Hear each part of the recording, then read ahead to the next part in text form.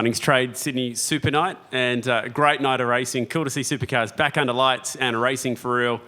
And congratulations, Anton de Pasquale, back onto the top step, chased all the way home by Shane van Gisbergen and Brodie Kostecki for the second time on the podium as well. Anton, you guys are taking these Norwell shootouts a little too seriously now. How good's this podium for the Academy? Yeah, it's pretty good, isn't it? There's a few of us hot rodders up here from Norwell, so yeah, we've been there doing a few laps, so I guess maybe Paul's got to up the prices or something. You know, value's going up, but yeah, it's good. It's a good day at the races. Good day at the races, mate. Can you just talk us through the emotions of converting one of those pole positions? Because there's been a few getaways since Darwin for the team, and how good it was to get your hands on one today.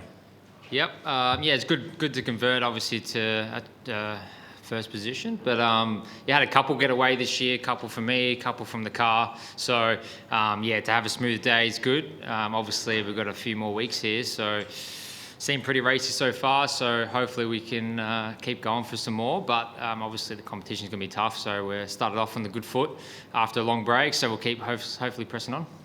Is this the first weekend you've ever had where you've been, quickest in just about every session that you've rolled out for? How's that been for you, that sort of experience? I'd say so. I'm not sure. I'm not a big stats guy, but yeah, it doesn't really matter until you win, until the race.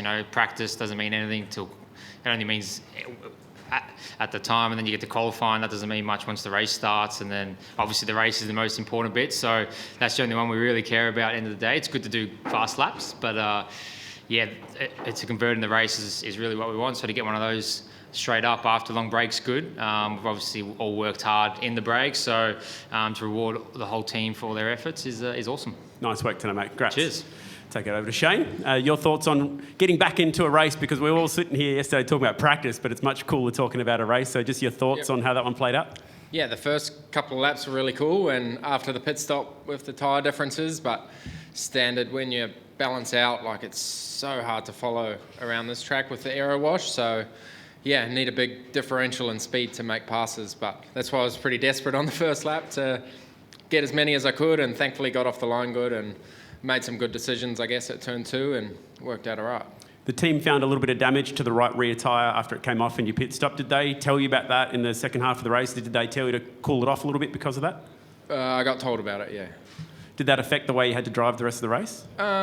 Well, I just backed it off anyway. We didn't really have any pressure, and I thought it was better to save the tyre in case some of the 4 tyre guys come through, but yeah, just cruised. If that's happening on a track temp like it is tonight, what do you reckon that might be like tomorrow? I think it was a cut, so I don't think that's temp related. Yeah, fair enough. Jeremy Moore is back at base looking after the Gen 3 program. Typically he goes to the events. How are you feeling the effect of not having Jeremy here this week? I don't know. Yeah, I haven't thought about it. The prep was still as intense as ever. He was as involved as he normally is, and I guess maybe in debriefs and stuff we'll lack not having him here directly, but yeah. Especially when there's a little bit of a time defined to the red cars next door. Would he play a role in that? Yeah, I feel like we're better than we were last year. From memory, Scotty, in that car was really, really fast, especially turn 1 and first half of the lap. And I feel like in some ways we're better. This is not our strongest type of track, so I do feel like we're stronger. BJR's normally really quick here, and the Erebus guys are going well. So, yeah, we do need to find some speed. Our strength, probably our only strength at the moment is tyre life. We're really good over the stints there, but maybe we can give some of that up to find some speed. Nice work. Brodie, cool day for Erebus. Unfortunate the way it sort of panned out with that pit stop, maybe not ruining the day, but just your thoughts on the entire Saturday here for the team. Yeah, it's actually been a really good start to Sydney, and the team's used the break to a good effect. We've sort of been trying to work on a few issues that sort of made our consistency throughout the year a bit up and down. So this hasn't been one of the best tracks for Erebus in the past, and for both cars to be in the top 5, which I think was I think we're the only team to do that, which was pretty cool. And to have Will qualify second, and for me to jump on the podium, even though Will should be here, but all in all, great job by the whole team. That's interesting. How much of that break do you reckon you attribute to the good results this weekend? Was that really pivotal for the team? Yeah, I think definitely. I think we probably had 10 solutions to some of our problems this year, and it took probably about 8th or 9th one and about 2 months in to work out where we could be better. So, we definitely used the break to good effect, and everyone put in some good ideas, and, just from engineers to, development items, even just to small bits on the car from the, mechanics. So, it was definitely a joint effort. Thoughts on the all Norwell podium today? Yeah, it's also a Bob's Lobby 1, 2, 3. So, we actually team to sim race quite a lot. So, it's actually pretty cool to see, and goes to show that, the Norwell system works. It shows what we've been doing for the last 2 months. Does it really? Yeah. Can you tell? Nice job today, mate. Good to see Erebus back up and about. We've got some journos. We have a microphone. Let's get some questions. And the first couple of corners with Will, looked pretty intense. Can you just describe how it was from your point of view? Yeah, it's pretty intense. My start was alright, and then I sort of bogged it down late, and then we were side by side, and we were flat out through 1, and then he went pretty deep, so I went with him into 2, and then I don't think we touched, so that was pretty cool, and then popped out the other side, all good. But it's always pretty much like that around here. If you get an even start, you sort of run side by side for a couple corners, and then it sort of works its way around. So it was good, yeah. And for Shane, before you made the move on Will out of turn 10, you got alongside of him. TV didn't show it, but something must have happened to Will, because he was right on Anton, about 9/10 of a second behind. All of a sudden he's back and you're right on him. Did you see what happened to him? He blew the tyres off it.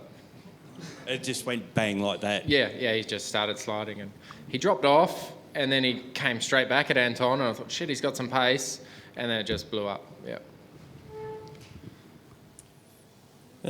Boys, I could ask you a Kyle and Jackie O-spec question about your sex life, but I'm not going to do that. I want to know, so 3 weeks' time, we're going to be using the super soft tyres here, and we know that it's a really high-deg circuit. How do you reckon, based on your experience tonight, that the super soft tyres are going to perform? Probably similar to the soft. I'm not really sure. We'll probably just go a bit quicker and deg a little bit more, but I have no idea, to be honest. When was the last time we used it? Darwin or something? Yeah, not sure. We'll find out, I think, when we use it. But it should be good. Hopefully it goes fast when it degs harder and makes the racing better. Brodie, Shane, any thoughts? That was big, eh? Not really, to be honest. I think Anton pretty much covered it off. We haven't really used it much before, so there's not much really running on it to really know what it'll do. Anton, you said you've had some this year that have gone away, either your mistake or the team's mistake. Coming back after the break, have you hit the reset button completely, and now you feel like you've got the whole package? You hit the reset button sort of every day to the next day.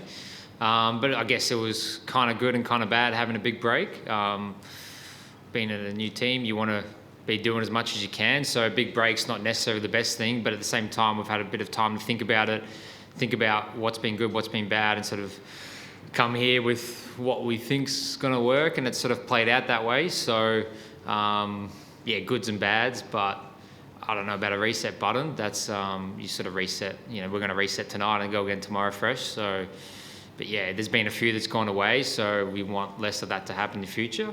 But that just comes with a bit of experience and a bit of pace, really.